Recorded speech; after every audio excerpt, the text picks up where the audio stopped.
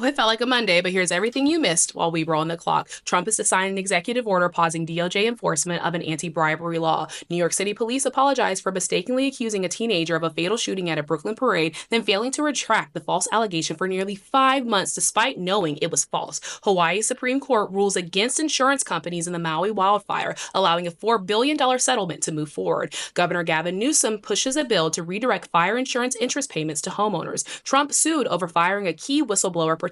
A federal judge to rule on Trump's buyout offer. You said staff turned away from offices despite suspended leave order. A judge orders release of withheld grants as Trump administration fails to unfreeze funds. Kanye's website sells swastika shirts after a Super Bowl ad. 22 states sue to block Trump's NIH research payment cuts. Trump's birthright citizenship order blocked again for the third time. Trump trolls Taylor Swift after the Super Bowl boos her. Texas drops 1.7 million people from healthcare plans. Schools in Louisiana, Missouri, Texas, and Tennessee close amid a flu outbreak, and that's everything you missed while we were on the clock. A feel-good story for you this afternoon. McDonald's is in big trouble. The fast food giant just reported its worst U.S. sales drop since the pandemic, and there's nobody to blame but McDonald's itself. Between a massive boycott over its ties to Israel and an E. coli outbreak linked to its onions, customers are ditching McDonald's in droves. One reason for the lack of sales is the worldwide boycott of McDonald's. McDonald's sparked outrage when they announced that they were giving free food to Israeli soldiers during the genocide in Gaza. The backlash was swift and immediate. Across the Middle East, Asia, and even in some U.S. cities, customers began boycotting the chain,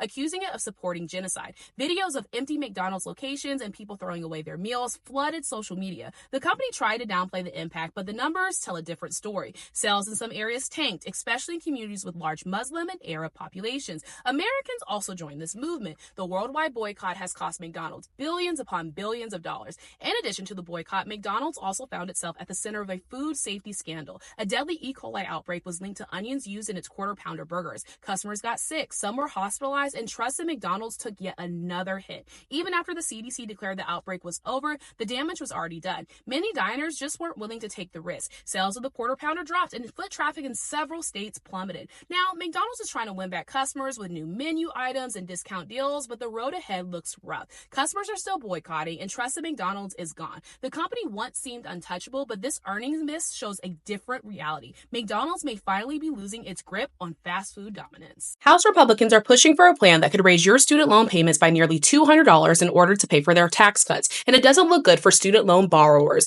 Under this plan, the average new borrower could see their monthly bill increase by nearly $200. According to CNBC, this plan will save the government $127.3 billion over 10 years, but it comes at a high cost for students, costing them more money and potentially locking them into debt for years to come. If this passes, students might be forced to pay even more for their education while the government saves billions. It's a harsh price to pay for tax cuts that many students will never see a benefit from. The changes would mostly affect new students, making it even harder for those who are just starting out with debt. The GOP's proposal could also mean that borrowers with an associate's degree will pay more, while graduate students might pay less. The new plan wants to reduce the number of income-driven repayment options, which could take away flexibility for many people. Worse, it could eliminate student loan forgiveness for some people, leaving them stuck paying off loans for much longer. This plan is a direct attack on the Biden administration's SAVE plan, which had reduced payments and made loan forgiveness faster. Republicans argue that taxpayers shouldn't be funding loans for higher education, but many people fear the consequences of this move, especially after Biden's previous debt cancellation attempt was ruled unconstitutional. It's clear that students could end up paying the price for the wealthy's tax cuts, and that ain't right. On day 10 of Black History Month, we celebrate and honor Miss Marsha P. Johnson.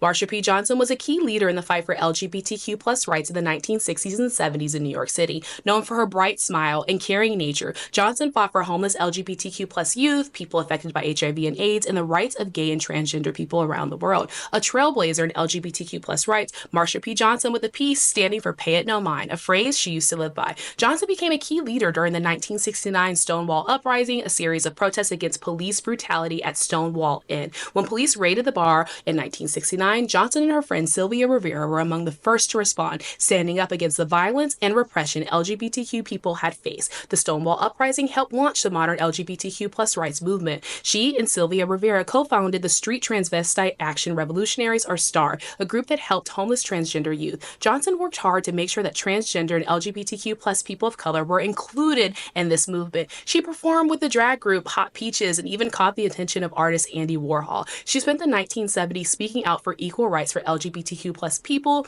In 2019, New York City honored her by creating a monument in her name. This was the first monument in the city to honor transgender women. Marsha P. Johnson's legacy continues to inspire people today as one of the most respected advocates for LGBTQ plus rights. So today we honor Marsha Pay It No Mind Johnson. Stay tuned to see who we honor tomorrow.